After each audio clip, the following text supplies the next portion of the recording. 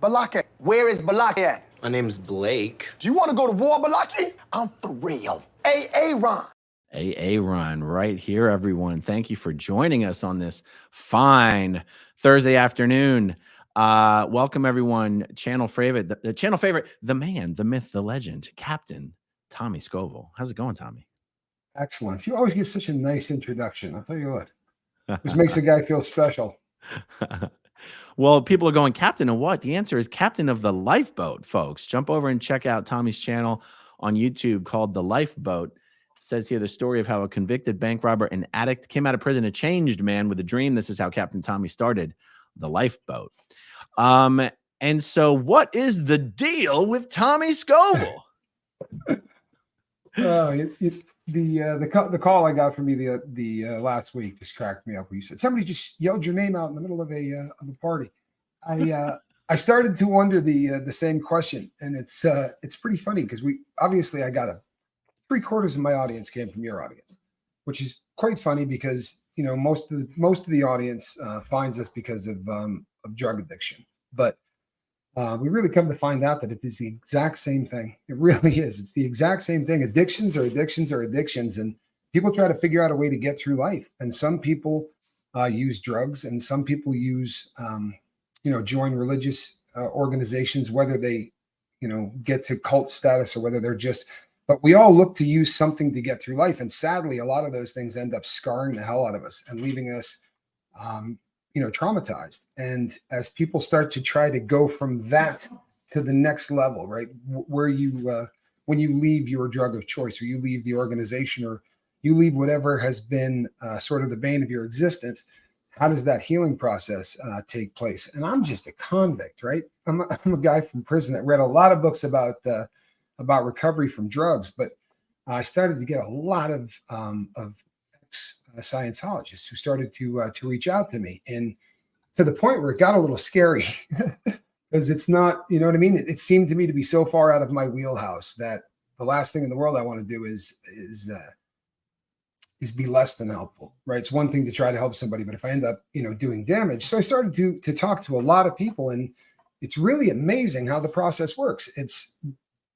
Connection is what we all crave. I think the reason, Aaron, that you are the absolute dawn of YouTube these days, but that you're over 200,000 and fast and cranking, I think is because this has created an atmosphere where people come not just to hang out and watch you do what you do, but there's a lot of interaction among people here that starts to create a healing process, which has been really bizarre to watch because as other channels begin to start up and grow really, really quickly.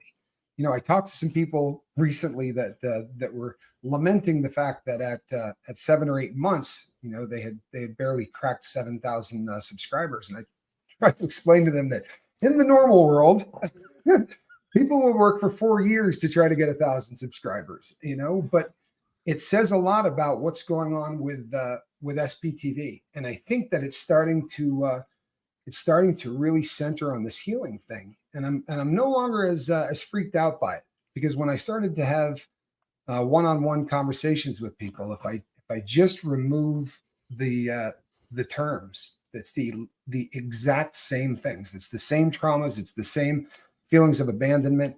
When you leave your drug of choice, everybody is gone, right? Every single person that you knew, every single person that you hung out with was a drug addict. And if you intend on staying sober, you can't be with any of those people. And so there are so many similarities.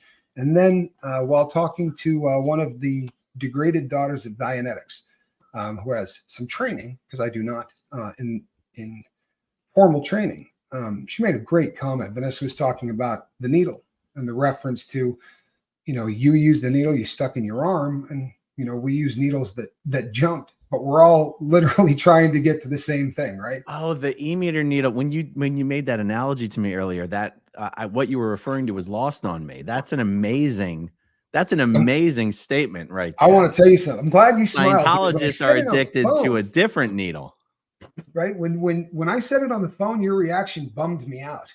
I didn't get it. I didn't get what you were saying. Because when she said it to me, I was like, "Damn, repeat that."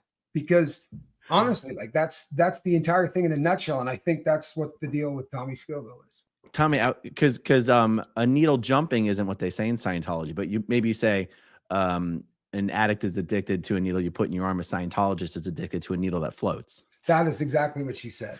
That's such a damn good statement. That is exactly what she said. God. That is the quote, actually. And you know what? The sad thing is this: when she said it, I wrote it down, and I couldn't find it, and I was freaking out right before because you said we're going live right now, and I was trying to text her because I really wanted to get this quote, but that's what she said. You know, you put needles in your arms, and we were addicted to the needles that float. Wow, I love it. You know, there is that was the reaction I expected. That blew me away. I think that's one of the coolest things. I mean, I honestly at this point could drop the microphone and walk away because it really does explain. But one other thing that really blows me away, and I think I've said it on here before, but it bears repeating. I have never met an ex-Scientologist who gave me the convict look. Like when they find out that you've been to prison and they find out that you're convicted of bank robbery or anything else, when you're that person, every time somebody finds out, like they'll talk to me and we'll get rolling and life will be good. And they'll go, oh, you have a channel and, you know, you're helping people. That's fantastic. How did you get your start? You know, where did you go to school? And I go, no, I'm a convicted bank robber. You know, I went to prison and you watch the light go. And there's just a change. And I don't hate people for it. Like I earned all this, right? But I've never seen that look from anyone who is in Scientology.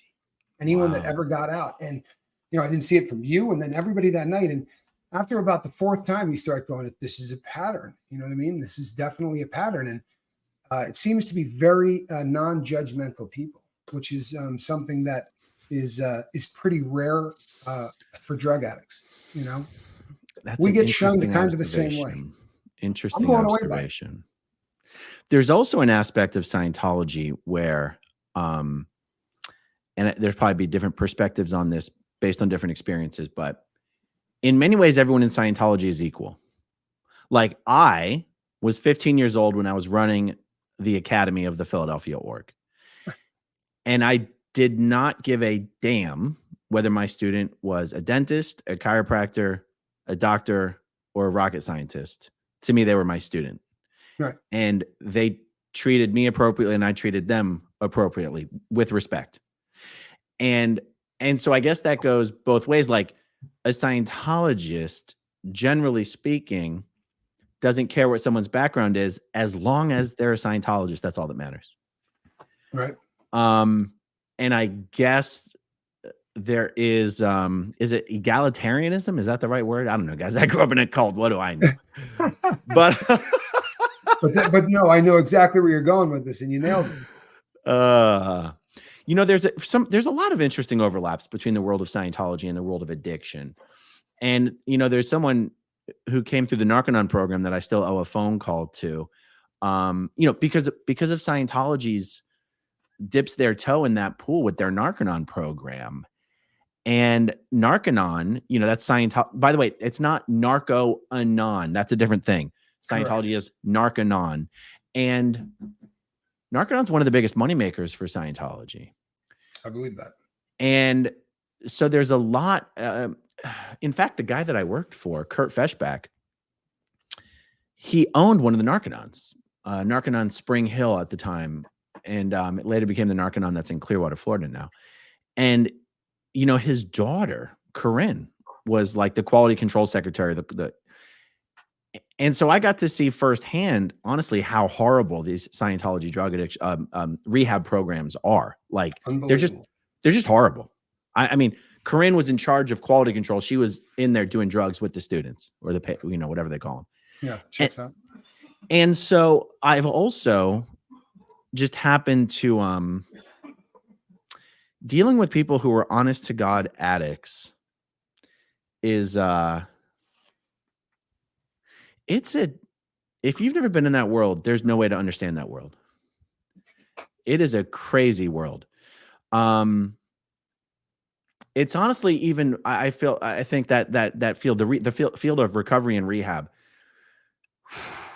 is even a tougher field than cults and Scientology. And yet there's this weird overlap. When I first started meeting people who would try to explain Alcoholics Anonymous to me, and I'm taking a risk here because every time I step out of my lane, I get in trouble, right? No, you're good. But whenever someone was explaining it to me, I was like, I'm thinking to myself, You know, that sounds exactly like a cult, right? Like That's the number one complaint of people who come to my channel. I swear to God, the number one complaint of people who say I couldn't do 12 steps because, and this is before anybody came over from SPTV. They just said that's that feel of it is makes people really, really uncomfortable. But you know, one of the things that I think is another overlap that's huge is you got people who are addicted to cocaine, for instance, and the guy's got $3 million in the bank and he works on Wall Street and he does, 3 bumps before he goes to work and he does a couple at lunch and he does a couple when he gets home, and he does this for 10 or 15 years. And down the street, you got a guy that is stealing stuff out of a grocery store to try to buy $10 rocks of crack. They're both addicted to coke. They're both, in all honesty, the exact same thing, but they are so different in their experiences. And I think that it's the same thing with people that are coming out of any kind of a ex-cult or anything like that, and especially with yours, because I mean you're in there, right? You literally sign over your life, but you got people that are they're on the day plan, like they go to work and they do their, but they all have the exact same experience, but it is all so different. And I'm finding this out by talking to so many different people from the community and seeing how that manifests itself in different people. And it's the same thing in the drug world where I meet people who did the exact same thing, basically in the exact same way, and just how it changed the person's life and how they react to it. It's so complex. But again, if you watch both of them, they look identical. If you remove the name of the drug or the name of the healing process is the same. And as people start to get together and hear that other people say, I care, I think the greatest gift that you ever did was to expose this to people like me and all of the people that had no idea. Because I was talking to someone the other day about this, and I think I might have even done a video. I've been joking about it for a long time. Like, our mutual friend, and I've known him 25 years, and I cracked Scientology jokes constantly. Like every time someone brought up his name, I had a good Scientology joke to drop. And it's the same thing with drugs, right? The guy's a crackhead. I mean, people say stuff like that all the time. And it's just kind of funny. And I kind of wish 25 years ago I had gone up to him and punched him in the face and said, dude, what are you doing? Like, come on, man, get it together. But I watched my friend just sort of melt into it and get really, really into it. And now he's so far gone that there's not a thing I could do if I wanted to. So this is how small this world is. One of Tommy's old best friends is one of my old Scientology friends. And we won't say his name yet, but I want to ask you, this guy's one of the guys who did a video that's on David Miscavige's website talking about what a great guy David Miscavige is. He's OT8 now. He's an OT8 super Scientologist. You know him from decades ago. Yeah. And he's one of the guys who me and my wife were close with. And, we were close with him and his wife. And yes, they very quickly disconnected from us when we got declared. The fact that we have a mutual Scientologist friend is really incredible. Now, how did you meet this guy? What industry?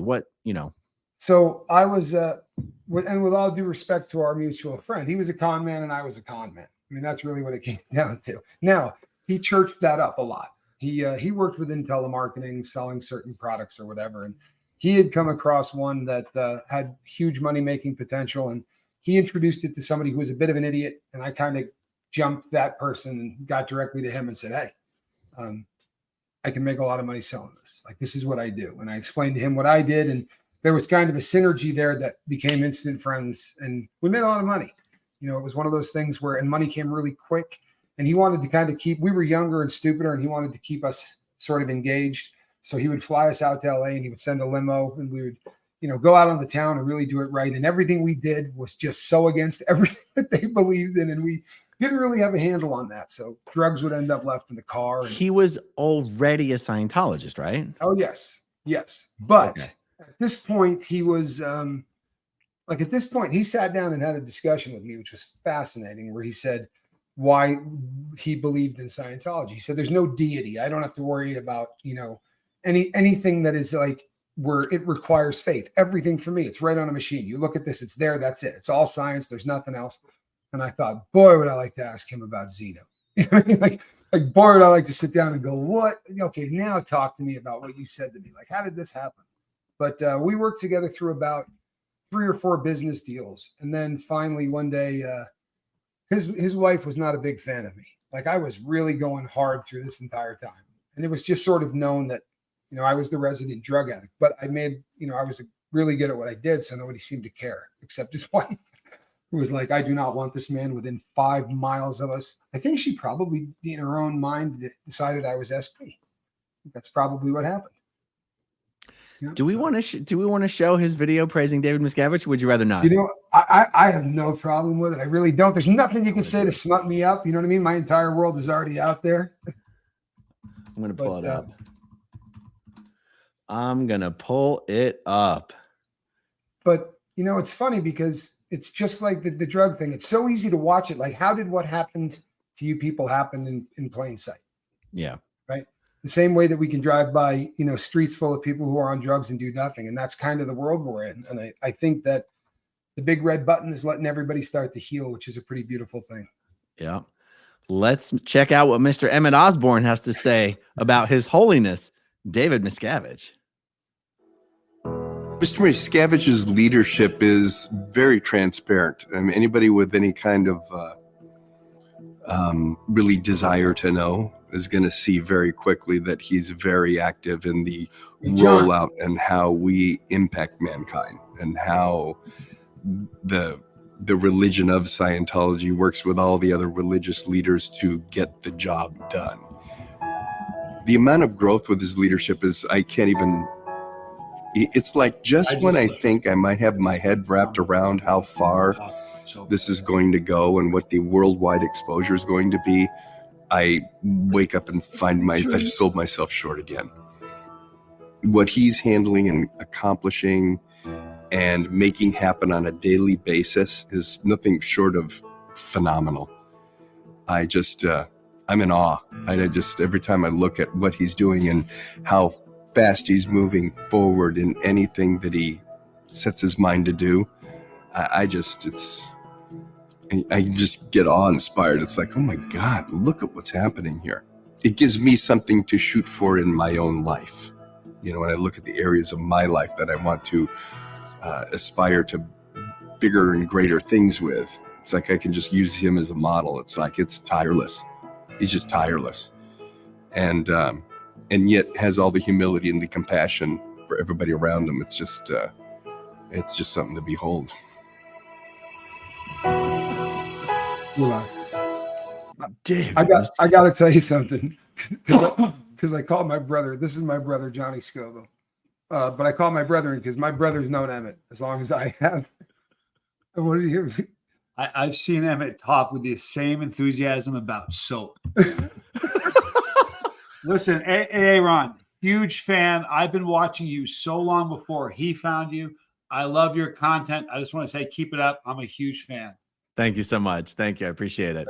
That is actually how I found you, was through my brother. But yeah, and there's truth to that. We saw him sell 500 things and with about the exact same pitch. But when watching him do that, and I watched, since we're already out of the, I watched Allison do hers too. And it was just, it's amazing to me. It really is. I watched that dude go from, I just can't believe that's where he's at.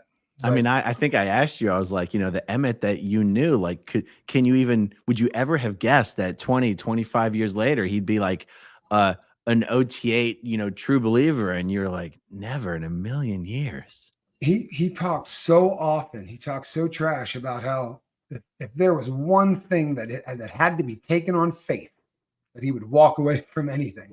He said, I do not believe faith in any religion. I would walk away. I need nothing but facts.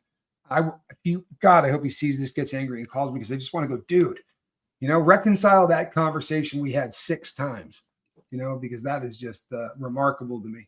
But yeah, and the thing is, like, you know, Emmett is talking about David Miscavige like they're best friends. I bet you Emmett has maybe met David Miscavige once or twice. And if I know Emmett probably doesn't talk nice about him when they're together. Well, and he doesn't know him. Like, I'm talking about like meeting him. Nice to meet you, sir. Like honestly, they've never probably spent 15 minutes in each other's company. He's acting like they're best friends. But I guess he's used to selling bullshit. So you would describe the Emmett that you knew, who was already in Scientology, was a con man running scams. Well, yeah, I mean, everything was legal, but it was definitely, we were on the outskirts of everything. The kind of stuff like multi-level marketing stuff or boiler room stuff or anything where if you were a pretty good communicator, you could take $400 or $500 from somebody in a few minutes on a phone call, get it on a credit card.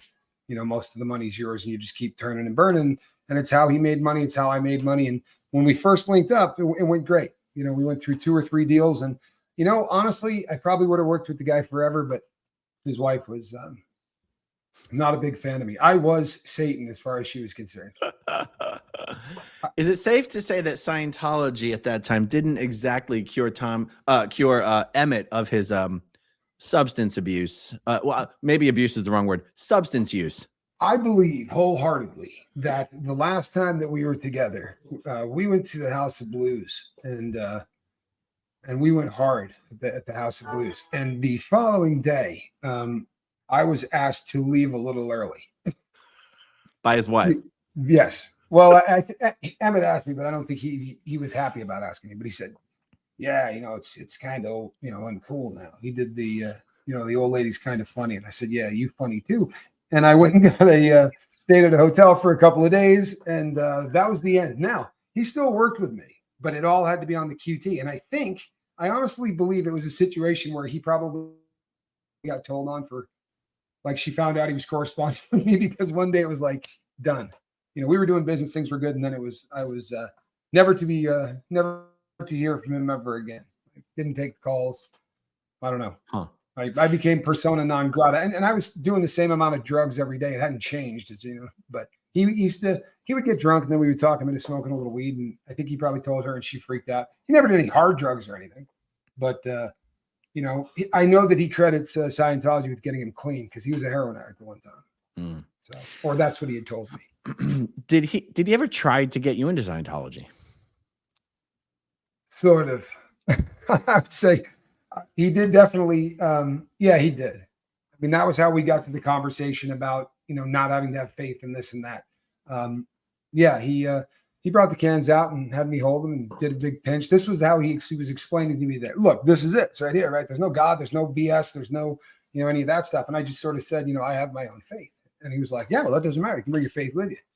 You know, the two can completely correspond. And at the time, they were actually talking about being able to do this kind of public speaking style, which is what I had done. And you could make as much money as you want selling a package like that. From normally, if you sell something in any kind of environment like a hotel ballroom or anything like that, the most you can get is $500, right? But that's all tied to the Federal Communications Commission and the Federal Trade Commission. If it's religious, I could sell a $2 million package from the front of the room, right? The religious takes all that off the table. And I was like, that sounds interesting. I would be willing to do that. And I was like, you know, how often do they pay? And well, it's not money. You sort of get to go through the system, at which point I went, yeah, I'll think about that and get back to you. Oh, he must be talking about like training awards maybe or something. I don't know. I have no idea, but I had no intention whatsoever of doing any kind of work that didn't get paid in greenbacks. You know, that didn't make a whole lot of sense. But that was when they liked me. Like when I first got out there and they didn't realize that my entire suitcase was full of drugs. Like I had shirts, shoes, and the rest of the bag was full of all the drugs I was going to do while I was in LA. I mean, it was a bad part of my life. He definitely did not catch me at a good time to, you know, he didn't want drugs around, and she did not. Yeah. And that's normal for a Scientologist, except for Kurt Feshbach's children. Did Emmett ever tell you how he got into Scientology? I know what the only thing he told me was that if it wasn't for them, you know, he would still be doing dope and he would probably be dead. So I assumed it was probably going through Narconon or something like that. But it probably was through Narconon. I'm going to, like I said, there's someone from the Narconon world that I owe a phone call to, and I'd like to actually probably do a bunch of Narconon content, but that gets really interesting because that's some stuff that you and I might be able to do together. So in the recovery world, what's your exposure been to Narconon? I've talked to several people, some of whom probably came from your channel about the program. And prior to that, I had researched just sort of the horror stories that most people know about, like the stuff that happened in Oklahoma, the stuff that was really kind of out in people's faces where people died. But I'll tell you something: you don't have to have a degree or be a rocket scientist to say if you get a guy who's trying to kick heroin or booze and you put him in a sauna for a really long period of time and then give him crap loads of niacin, nothing could possibly go wrong. Like, right. This is just, this is how you want to get people sober. We've gotten better, I think, over the years at how we treat addiction. And I think it's the same thing with mental illness, but in both cases, the stigma of being a drug addict or having mental illness is the biggest problem, is someone saying, I'm not perfect and I could use a little help. We'd all like to just pretend that we're perfect and that everything is groovy. And saying I'm not perfect and I need help is really, really difficult. And I think that's another thing that is very similar. You know, when people leave Scientology, everyone leaves with a different experience, right? The great documentaries that you guys do, those people's experiences are going to be way different than yours. We're going to be way different than the next guy's, because it's just like drugs. It doesn't matter. Even if you were in the same org doing the same thing side by side every day, because of how our brains are different, 5 people will experience the exact same thing and get a completely different type of trauma out of it. And I think the reason that people are starting to heal in this country is because no one cares anymore about saying I need help. You know, we're all a little messed up. I'm massively messed up. And I think that's why the channel invites people in, because they're like, you know, I step on there and say, you've been convicted for a few bank robberies, done a little gun running. You know what I mean? If there's a law out there, I probably broke it, you know, but if I could stop doing that and kind of get my life in order, then just about anybody can. That was the premise. And it's, we had a group called the Normies, right? These were people that were normal. They've never done any drugs. They were never addicted to anything. And what we found out is there's no such thing. You know, you start talking to the Normies and they say, well, I did have anorexia for about 7 years. Okay. So that was how you dealt with the problems that you had in your life. Just like people who self-harm, or people who make a needle float, or people who stick a needle in their arm. It doesn't matter what the hell you're doing. It's all the same, right? What your goal is to feel comfortable in your own skin. And as crazy as it sounds, every one of those things is just trying to make you feel comfortable in your own skin. So the drugs are a symptom, right? The floating needle is a symptom. The cutting of yourself is a symptom. The not eating is a symptom, or the eating way too much is a symptom. The trauma is always the problem. And I think that's why we're all in the same boat, right? Doesn't matter whether, you know, how we get in that boat, but it's all just trauma. And it's all, if we can get together and sort of have the default setting be love, right? And caring and radical empathy, then people start to heal. And the crazy thing is, whether you realize it or not, you started it. I mean, no joke. It definitely started at the top of this, and it is going out, and it is growing into something that is becoming one of the coolest things I've ever seen. It's just all of these people that truthfully want to help other people. That just doesn't happen, especially on social media, where everybody's just kind of nasty. Yeah, it's true. You know, I've mentioned in some of my videos that one of the biggest feeder lines into Scientology is these Scientologist-run business consulting front groups that are really recruitment centers for Scientology. And one of the reasons it's such an effective feeder line is because people don't know that that's what those businesses are there for. They don't sign up with those businesses with the intention of joining Scientology. And that's also one of the reasons that Narconon has historically been a somewhat successful feeder line into Scientology. It's also a huge moneymaker, is because a lot of people who send their family members to Narconon don't know it's a Scientology facility, and they don't know that it's just Scientology. It's Scientology objective auditing, it's the purification rundown, it's TRs, it's ethics conditions, and they have no idea. And they also, just like Scientology, sell it by lying about it. They talk about their success rate and their what's the in prison they call it recidivism. What do they call it in the drug world? Just a relapse? What do they call it? Yeah, what your success rate is basically what the relapse rate is what. And traditionally the relapse rate is close to 80%. So that's 80% relapse. Correct. 20% is about average of people, and break that down by drugs, and you get the numbers sometimes that are as bad as 1 or 2% that actually get clean. So whereas they say that Narconons have like an 87 or 90% success rate. Correct. And I like these are just made up figures. These are just made up figures. The good news is this. Here's the good news. I show up and I say, "Oh, you're killing it. That's incredible. Can you prove that? Can you let me see some of those?" Oh, well, we can't show you names. I mean, with HIPAA, there's, I can't let you see any of that. And in order to disclose any of that, I would actually have to show you some names, or I can just show you some numbers, which anybody could put on a spreadsheet in about 4 minutes. And it even across the entire industry, anybody can say anything they want. And you hear these ridiculous numbers, but none of them are real. Yeah. But that one's got a good chance of killing you, which is the average, rehab doesn't seem to kill as many people as Narconon does. Yeah. It's nice to go to rehab and not die.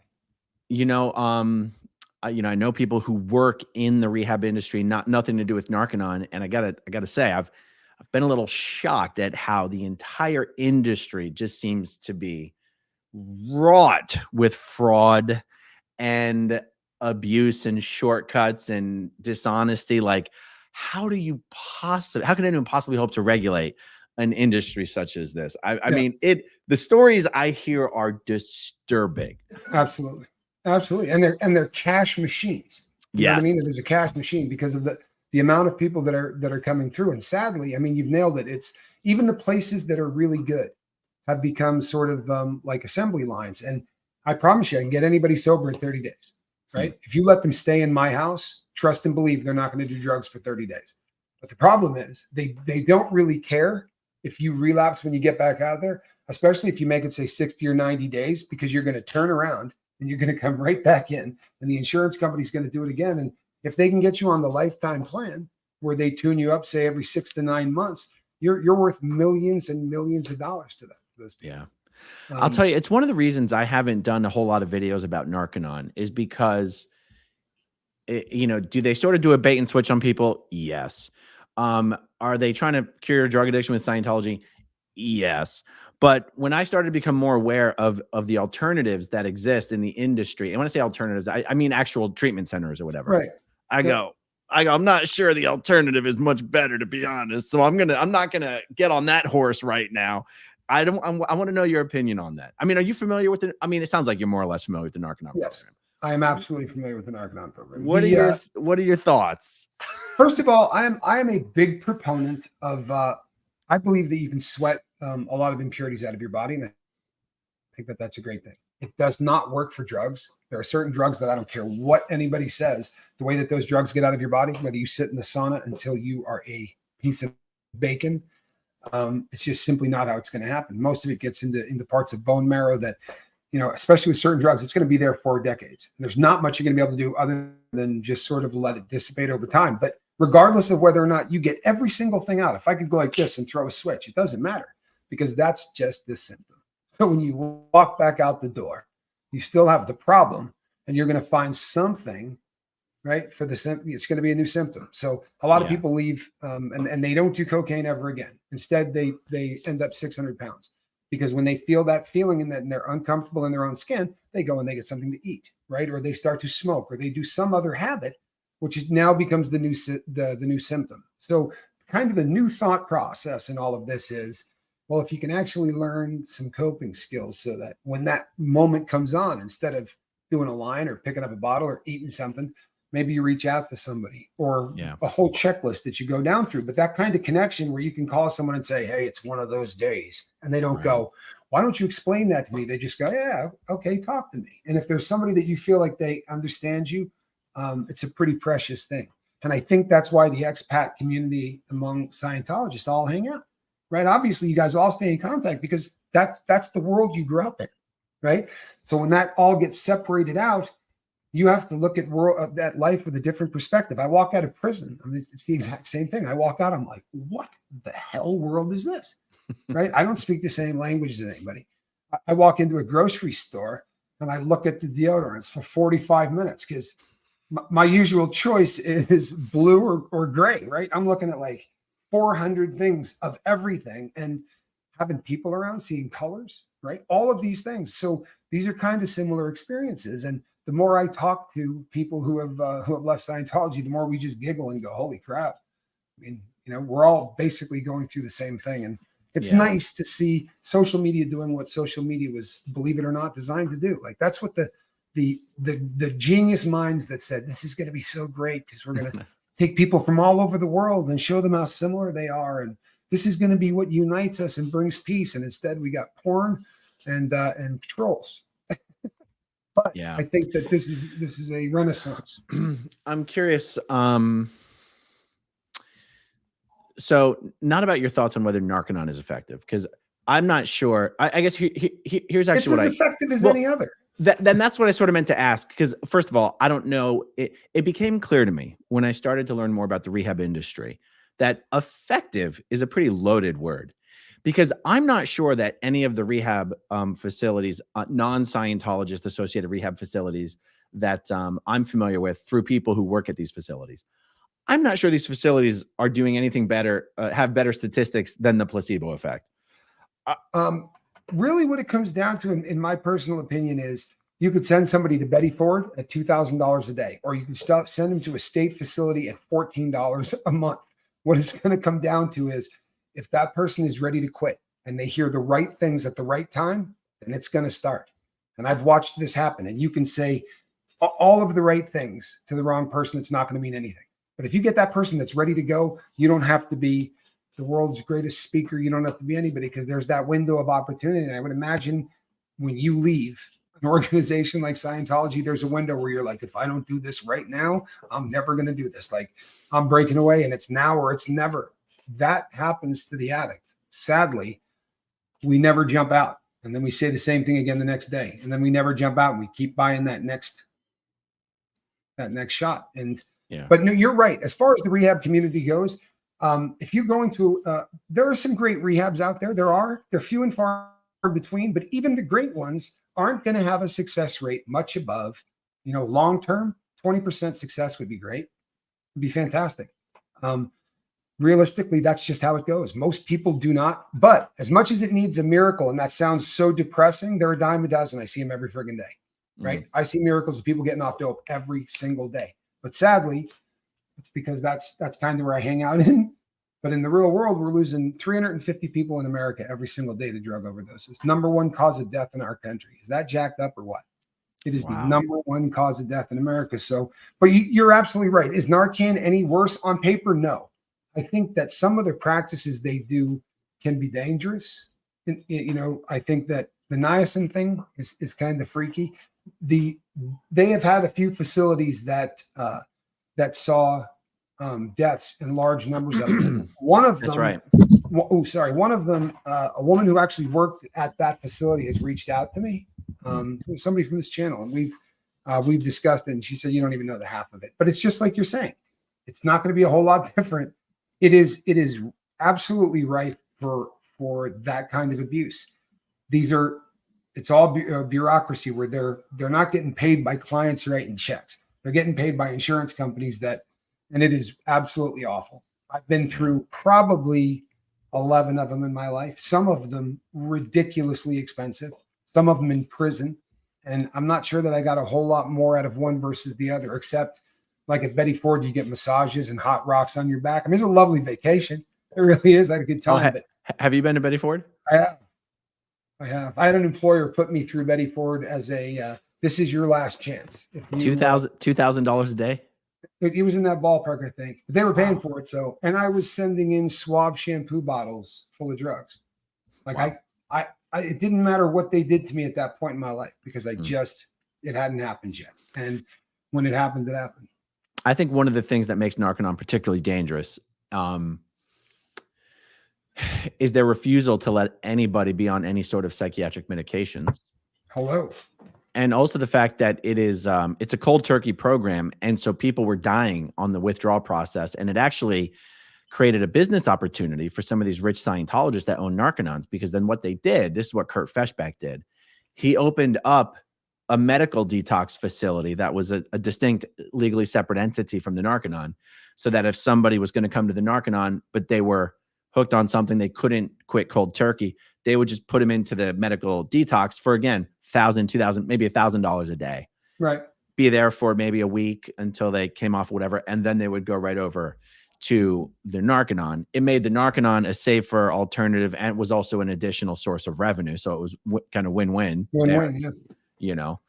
Well, and if it's alcohol, just so that we get this out there, because it's a death sentence, alcohol or benzos, so like Valium, Xanax, anything that falls into the benzodiazepine, those are the two drugs that, if you're far enough along in your addiction and you quit cold turkey, the seizures can kill you. So booze, please, everybody, booze or Xanax or any of the benzos. But that is one of the things that one of the big complaints was that they do not detox. And I've done that so many times in my life, but I do it. They throw you in a jail cell and they lock the door. And it's an experience that's hell on earth. And more often from not, believe it or not, you would think that that's going to shake you out of it. It doesn't. It almost has the exact opposite effect, because the draw, the pull is so strong that when you're done with the sick and the hurting and everything else, that draw doesn't leave. Everything else does, but it like cements that in. And most people, as soon as they get out of it, go back to it. It's the reason the numbers are so bad. People don't understand this. You know, they really don't. Sadly, The deaths these days, is it mostly from fentanyl, or is that just what fentanyl is the number one cause right now, and other things that they're calling fentanyl because it's close enough, but they're analogs of there's a nitazene family of drugs, but it's all very, very strong synthetic opioids. And now they're mixing this in with a tranquilizer that is called xylazine. You've probably seen pictures of guys with huge sores all over them and legs and limbs literally falling off.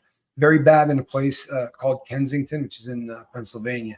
A lot of stuff on the internet about it, but they call that trank, and that's killing now. It's growing really fast to catch up to be like the number one killer nationwide, but it's in every single state. It's a horrific stuff, and they keep making it stronger. From a business standpoint, if your drugs kill your clients, you normally will make them weaker. But they're continuing to make them stronger, which is, so if these people are on the streets doing street drugs now, and it doesn't even matter if you're doing drugs that take you up, they're putting this stuff in everything. They're literally, people snort coke and find out that there's fentanyl, and it's really bad stuff. It's crazy. When I do some of these Narconon interviews, depending, we'll talk offline about it. Maybe it would be helpful for us to do those interviews together. I love it. Let's run through some of these super chats, shall we? I would like to. A borderline what? It's the captain. Love you, brother. There you go. What's the deal? Asks Barb. Barb's fantastic. Ellie Mae. Hi, Aaron. How can I fight the Church of Scientology in Canada? Well, the good news is that the Church of Scientology is fighting itself, and they're getting smaller and smaller every day. So you can just keep watching the SPTV channels. If you want to, you can support the Aftermath Foundation. But the job is well in hand, believe it or not. Zenwen, thank you very much. Dave Owens, in recovery, deeds beat words. Cap'n has deeds. Thank you, Dave. What a nice thing to say. Kelly C. Hey, Captain Tommy, SPTV favorite. Always great to see you two together. Mo Gillette. Thank you both for the work that you do every day. Every video I watch, my mind is blown with what this organization is able to get away with. Yeah. Amen. Zenwen, Arizona. Much love, Tommy, Aaron, Johnny, and everyone. Oh, you know what? We should show Tommy's channel. Johnny's channel. Johnny Scoville, YouTube. Oh Lord, no! So tomorrow we're doing the grossest thing that has ever been done. And this is. Say that again. So tomorrow we're doing the grossest thing that has ever been filmed on YouTube. So you guys are? It'll be worth watching. Yeah, I'm afraid so. My brother is a lunatic. See, I get roped into doing like those 6 hot balls. Like everything. Every time he comes here, I either get burned or I end up vomiting profusely, and that's usually the get down. So. Well, when we were in LA, you gave me those like killer hot cheddar balls or whatever. They're sitting on my kitchen counter. I'm afraid to have them. Yeah, and you should be. So Tommy's brother's got this huge YouTube channel where you guys just eat really hot peppers. Hottest things in the world. Yeah. All right. And then reminder everyone, this is Tommy's channel, The Lifeboat, which you can find right there. All right, let's see. We have the Doodle Queen. Hey, I thought drug use exempted you from the OT levels. If you've ever taken LSD, you don't have to join. You're not allowed to join the C organization. The only drugs that will prohibit you from being allowed to receive auditing in Scientology are SSRIs, antidepressants, antipsychotics, anything considered psychiatric medication will disqualify you from getting auditing. But there's no particular drug that disqualifies you from the OT levels. If you're there's no particular drug that disqualifies you from getting auditing other than the psychiatric drugs. So you can do PCP. You just can't do something else. You can do a truckload of everything else, but you just can't take Prozac for a month. Good Lord. Or Adderall or anything. Amanda Mangles. Tommy, it's great to see what you've done with your life and helping others. Aaron, been watching you for years and look forward to videos every day. Thank you, Amanda. Nice thing to say. Appreciate you. David Griggs, 4 years sober, 1 day at a time. Can you tell me how Xenu used the volcanoes specified by Lafayette when none of them started to form for another 60 million years? David, you have to be upper secret confidential OT-15 to know the answer to that question. That's what I was going to say. We're not at that level. Come on, man. We're about another $900,000 and they will tell you. That's right. And a Scientologist, if you asked them about the date discrepancy, they would say Thetans just played a dirty trick on the geologists by messing with the carbon, the half-life of the whatevers, and the silly scientists don't actually know that they're being tricked into thinking that the age of the Earth is much less than it really is, because some Thetan somewhere played a little prank on the science community. Honestly, that's pretty much what they would tell you. Check this out. Cadence Jane, gold standard rehab is 2 years, 1 year. Is 2 years, 1 detox, 2 intensive inpatient treatment with individual group therapy, psychiatric intervention, health and life skills, 3 step down supported community integration. No question. Yeah. Narconon doesn't have that. No. Well, and the thing is, it's very, very difficult for people to pull it off, but it's exactly what should happen. And it can. There are places that really structure the aftercare programs to make sure that this happens. And sadly, it just doesn't happen often enough. She's right. Yeah. Okay, Kate, friend, behind in the chat, Tommy just mentioned overdose deaths. My sister-in-law died last week. She was an addict for 10 plus years to treat pain from undiagnosed lupus. Damn. Single payer, and she'd still be alive. It's not the drugs, it's various pains. Wow, I'm sorry to hear that, Kate. That's terrible. Really sorry to hear that. As bad as this is, I swear to you that there's not a day that goes by that I don't get an email like that every day. I'm not kidding. Like if one a month we miss one, it's a great day, but every day. Man. Terrible. Weary Traveler, Tommy and Aaron, great work. Question: many ex-Scientologists have done some terrible things while in. Unfortunately, that can't do what Talking about making amends. When you work through your steps, if you're going the 12-step method, there are certain things that you have to do. Now, I personally don't do the 12-step method for the reason that Aaron said in the beginning. I'm not trying to step on anybody's toes. They were geniuses. They figured out that people could get sober when doctors couldn't, right? 2 addicts figured it out. And when we stand on their shoulders, and they're giants and they're geniuses, and I can't stand it. I really can't. I don't like the way it's set up, but I will tip my hat to them. But I don't work the steps. But I understand what you're saying. Trying to apologize when you can't. Well, I see. So is one of them apology, the other's making amends? So look, I would tell you the way a Scientologist would do this, because Scientology has their own version of this in their, what they call the liability formula, the lower condition of liability. You'll hear Scientologists talking about doing lower conditions. Well, one of the main lower conditions is liability. And as a part of that formula, you have to make amends, and you have to ask permission to rejoin the group. Well, in many cases, you're having to make amends to someone or something that's not there anymore. So in Scientology, what they'll do is they'll make amends to something similar.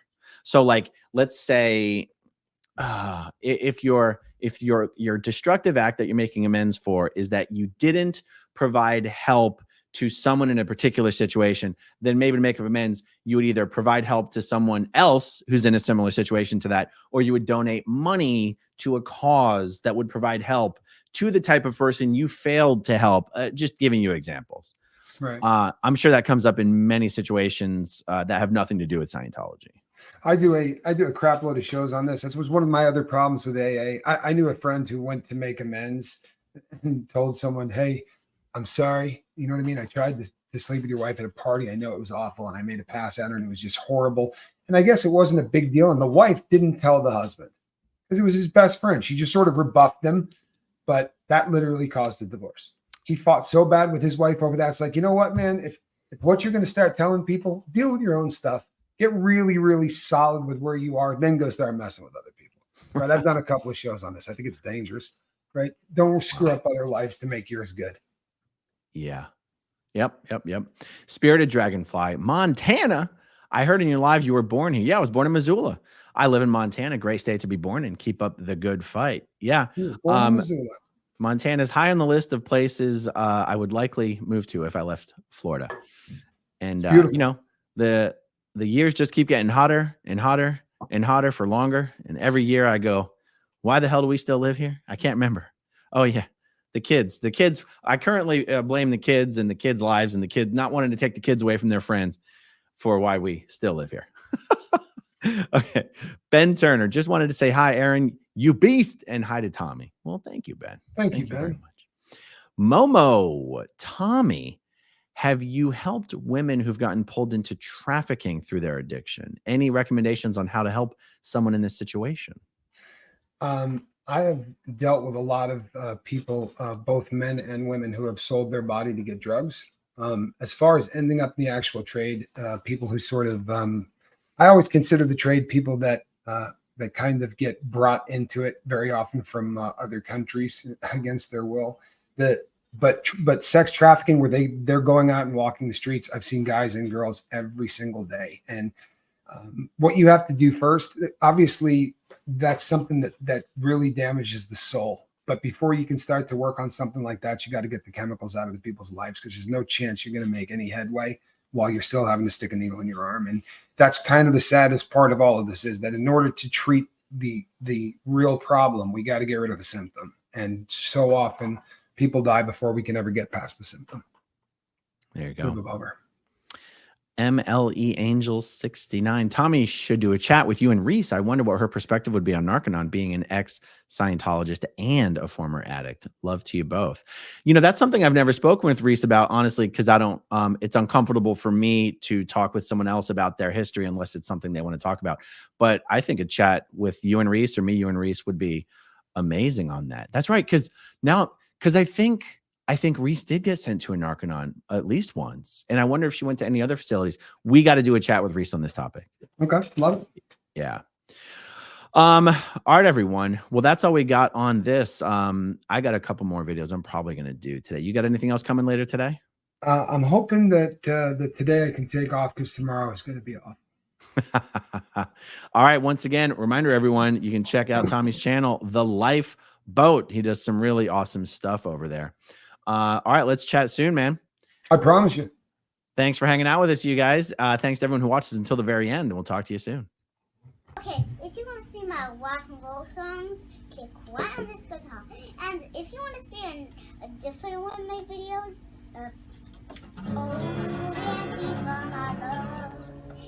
then you could click right inside here. If you have subscribed or not, subscribe right